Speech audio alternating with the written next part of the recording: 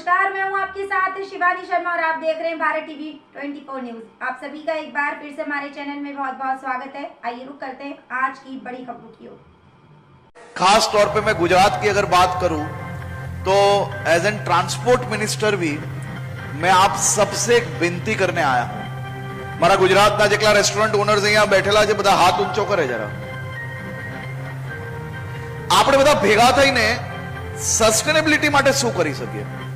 આજે India green energy day તરીકે મનાવે છે। ગુજરાત સૌથી વધારે ગ્રીન એનર્જી જ્યારે પ્રોડ્યુસ કરે છે ત્યારે આપણે આપણા ફૂડ ડિલિવરી પાર્ટનર્સ માટે શું કરી શકીએ? એક વ્યક્તિ, એક યુવાન સવારથી બપોર તક ભણતો હોય છે, એના પરિવાર માટે અને એનું પોતાનું ભણતરનું લોડ પરિવાર પર ના પડે તે માટે એ ફૂડ ડિલિવરી સિસ્ટમમાં જોડાતો હોય છે। ત્યારે અનેક લોકો સવારથી સાંજ તક બીજું કામ કરે છે અને રાત્રે ફૂડ ડિલિવરી સિસ્ટમ કરીને એના પરિવાર માટે ક્યાંક ને ક્યાંક વધુ ઉપયોગી કઈ રીતે બની શકે તે માટે પ્રયાસ કરે છે।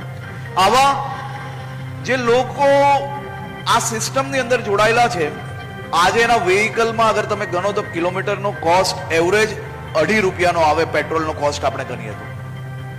અને એ જ વસ્તુ અગર ઈ વ્હીકલ્સ તરફ આપણે એને લઈ જઈએ તો 50 પૈસાની અંદર 1 કિલોમીટર એનું મોબિલિટી થઈ શકે। તો રાજ્ય સરકાર આમાં આ બધા જ લોકો માટે સાથે મળીને શું કરી શકે? તમે લોકો એઝ એન એસોસિએશન આમાં એક પગલું કઈ રીતે આગળ ભરી શકો તે માટે આપણે સાથે મળીને જરૂરથી વિચારવું જોઈએ।